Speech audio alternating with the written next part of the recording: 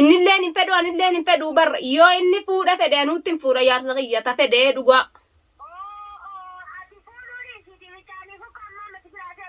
yoo Oson sila akkasin manatti dhorgeessatti gartaniitu katti shakartan sila. Bakka hunda deemee Oromoo hundaa dhaabbatu jiraanii agartani.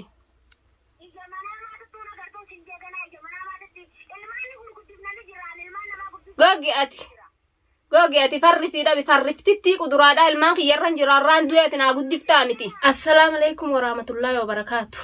Jirra jirtanii hordoftoota fi kabajamtoota wardaa Ooroo akkami nagaa qabdanii fayyaa jajjabaattanii isiniin jecha. Ardallega wardaan maalin nu deebitee jechuun ooltani. Alhamdulillah khairu masha Allah. Miciyoo gaammas tanuma akka ishii takka argattee beeyte ta furmaate janin. Waan illee beeku guyyuma tokko firaankii jaarsa keetii kiyyaan firaankii janiitu achi wal wanni godhu jirani ammas guyyaa kaan isa jala dhuftee tasitti firaankii etteen irratti dalayde hin beekulleedha hin agarre takka guyyuma lamaan kanan argee wanni marratti hin argamaleedha.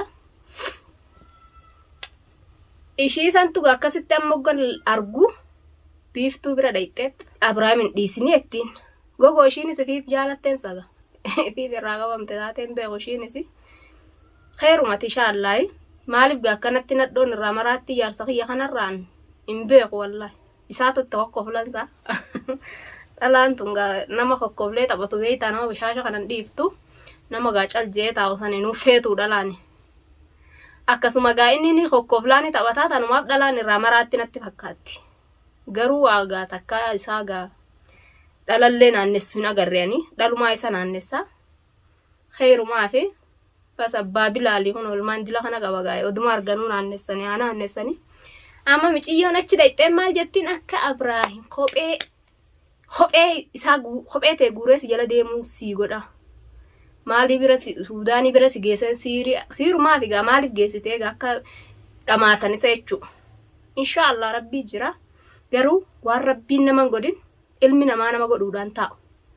Miciyyoo san itti bilbileetin meesan illee ni dhageessanii hoo rabbiin na jalaa haasisiisee ittiin bilbilaa lakkoofsa ishillee namarraan amma fudhadhe itti bilbileetin ilaalaa yoo gaa nasiibana yala kaafte mee nagaa fayyaadha jeenitu banga waan ishiin naan jettu akkamitti ati kanetta jaarsa kiyyatti siirii biiftuu gossuu feeta maaliif feetaa mee xilaatumumti dila kanaa kanaasitumumti dila kanaan odoo beeytuun dhiisinii jaarsa hordaa jechuu ofiif irraa qabamte maaliif jeenitiin gaafadha oowwituudha sun miciyyoon ta biiftuu daraniiti belbeltuu ta biiftuu daranii hoggan akkatti ilaale ta biiftuu daraniiti biddamtuu jechuudha biddamtuu dhalume biddamtuutu numaa jira naanna'u jira. Khairumaa fi meega nillaala waan ishiin nuun jettu furmaatan waan naan jettu laala ittiin bilbilaa inshaallah rabbina jalaa haasisiisu inshaallah nagaatti.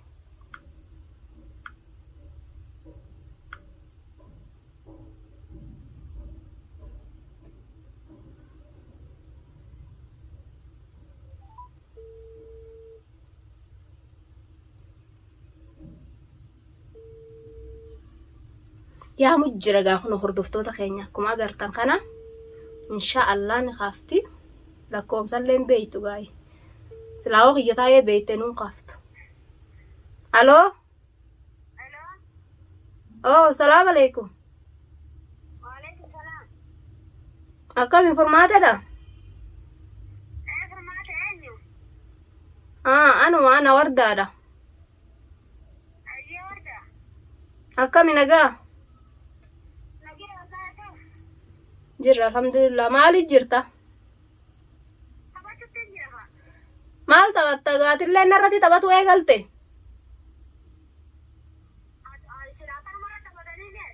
Maaliin isin godhe? Maaliif akka maraattan dhiira dhabdanii jaarsa kiyyarraatillee fiifa kajeeltan sagaanumaan dhiisin jettaan biiftuudhaan ati sharmuuxanumaa shakartuu biiftuu daranii ta'uwwituudha.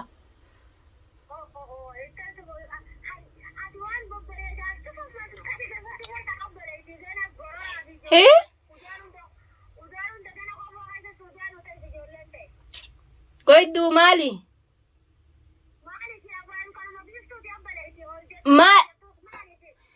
Maali ni dhabdanii Abrahaam malee dhiira dachirraa dhabdanii ati immoo maali si godhe?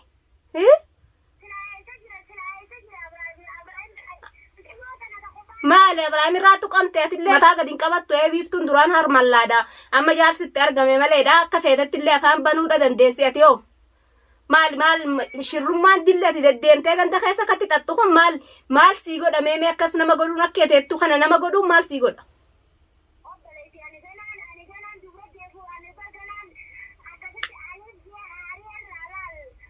haaraa irraa maa jette si gaata borqoqqoottee goyduu kun jaarsa qabdaa gad dhaabbadhu ilmaan jaarsaa ilmaan guddisiif ilmaan silaa jaarsa jaartii malee dhiiftanii nu ati wayyaadha ka jaartiin bira hin jirre ergatte way ammaalin godha alhamdulillah kun jaarsa bareedaa kanan qaba akkatti irraa shakartanii irraa maraattanii hin argattan hanga feetanillee odoo olu taaltanii ga'u taaltanillee dhayi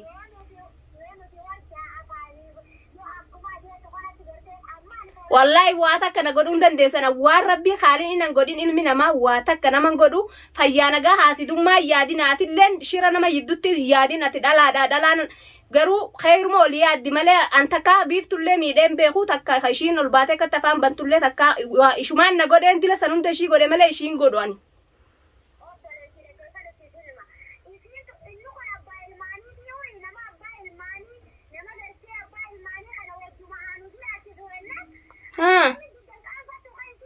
maali nama isin jiraachisu dhabdanii jiraatu dadhabdanii maal dhiira dhabdanii biyyarraa haatan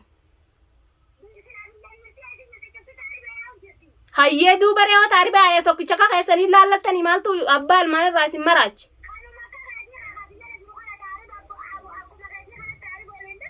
hayyee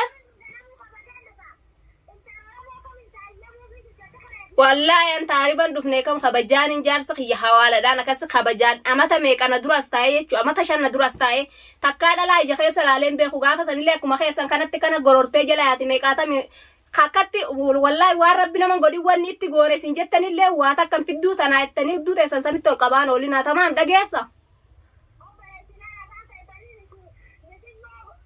kabajaa itti godhe amman silaasillee narrabsu amman si odooti kabajaa qabaattee sillee narrabsuan takkallee sergeen beeku dhiyoo tana dhuftee firaan keettee narra dalagaa guyyuma sanuu kan wajjala kan firaan keettana ni jaalattee fi furraa qabamteedha.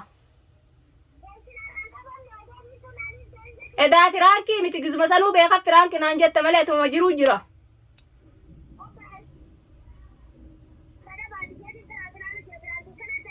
Haa wallahi atilleen akka biiftuu godhe san daran sin godhilla yoo kabajaafitti godhi ilmaan jaarsa keetii hiyyeeyyii san irraa si wanni godhu kabajaafitti godhiiti gugurdisiif ilmaan jaarsa keetii hiyyeeyyii san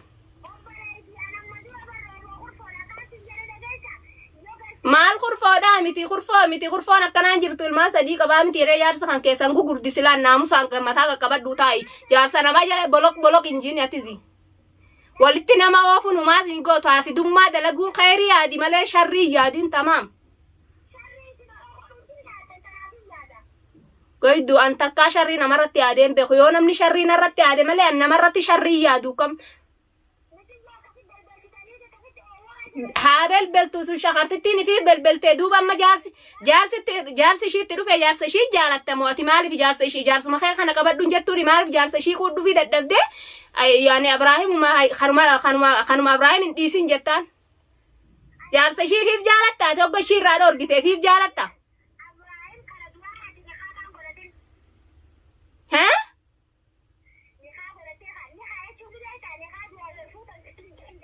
hee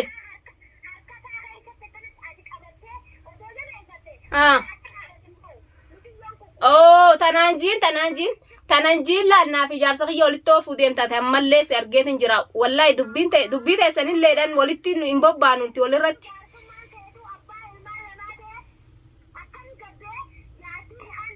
dhiira inni haa gabba'u bakka fedhe deddeemaa tajala qabattee laal fedhullee ati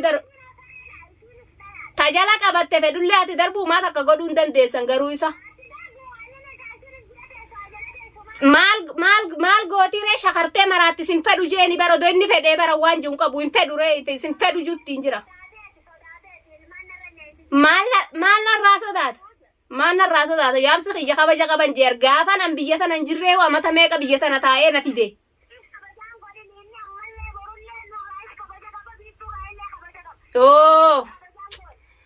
biiftuun laal jaarsuma kan kee qabadhu jiinatilleen afaan kee qabiiti ilmaan san guddisi laal afaan walitti qabadhu asidummaan deddeemini. Waaman guddummaa si yaammanne biiftuun si yaammanne namni si yaammate hin jiru deddeemaa gaggaafataa mana ishiidhaa dhaqxee hoggaa asidummaa yaaddu maal fakkaatti mee ati Oromoo miti. Eessatti geele takkaa geelee yoo taatan hanga dila kana ol goonu san maas hin beeyna teessa iftareeni duute gaafas. Jaalalaa isin maraachuu jira isin oofeetis waan jaalattu dhabnaan gaas gara galtee ishiidha wajjoonni seentee nama isinii dubbatu hin qabdani.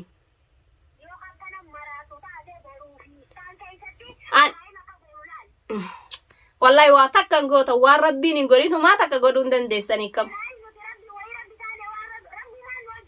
Rabbiin goydu rabbiin waan godhu dhabee tana isin wajjiin godha waan rabbiin jibbu addunyaa tanarra. Isinuu rabbi jibbee jira isinuu warra abaarame rabbi isin jibbe warra rabbiin jibbee dachiin namaa fi rabbiilleen jibbee ogga rabbiin nama jibbee bardachi ilmi namallee nama jibbaa jibbamtanii wanni katta ijoottanii illee ijootte taatanii araddara katee yaataniif rabbiilleen isin jibbe rabbii isin jibbee wanni waan akkanaa tana yaaddaniif ilmi silaa rabbiin isin jaalatee utana yaaddani. Hayyee haasa'imee si dhiisatiin jiramee wama qabdu hundaa waafadhu sin dhaggeeffadha. Aye, me naim. Aye. Diraf mo. Diraf baraya fakkadeef rabbiin. Diraf afur fakkadeef jiran siin jedha geeffadhu.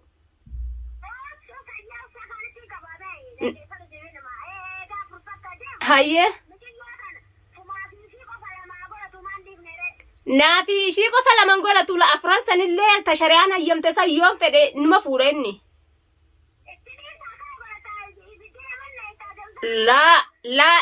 Laa ittiin dhiisa waan inni fedhe hin dhorgwan osoo inni fedhe silaarraan dhorguu bartana ta inni jibbu innilleen hin fedhu anilleen hin fedhu barra yoo inni fuudha fedhe anuutti hin fuudha yaarsa kiyyata fedhe dhugaa. Yoo. Osoon sila akkasin manatti dhorgeessatti gartaniitu katti shakartan sila. Bakka hunda deemee Oromoo hundaa dhaabbatu jiraanii agartani.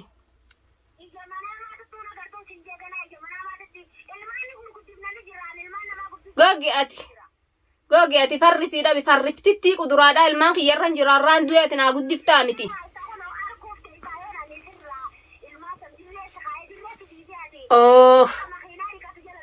Insha Allah rabbiin inji waan ateettu kana farriftitti matuma kan keetirraa ooltu shakartitti edaatii biiftuu daraniiti naashidaa edaata dachiin baddeen fiidee kaan jala fiidee us jibduu kuduraadha.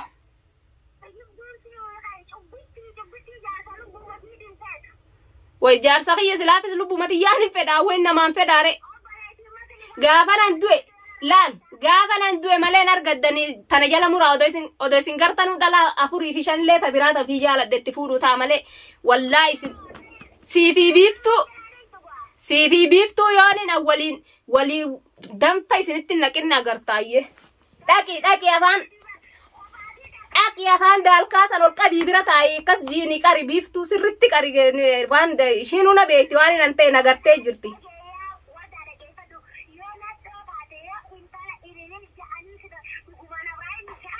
Hayyee. Ani eebar duraanuu ufumaaf akka taatu dhabdee jaalatteetuma sababaan miyyoodha miyyoo itti ooftaa bara itti kuti atillee.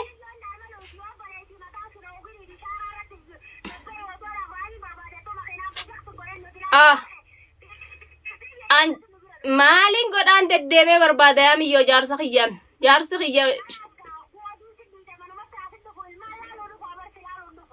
Na laaluun dhufuu mitee isin bira dhufa isin bira bula.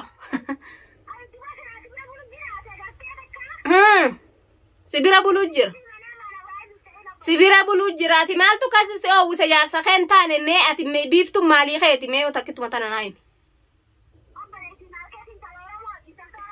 Intala Oromoo yoo biiftuun taate alilleen intala Oromooti maa cubbuu yaadda keeruma yaadiree boleetiiji.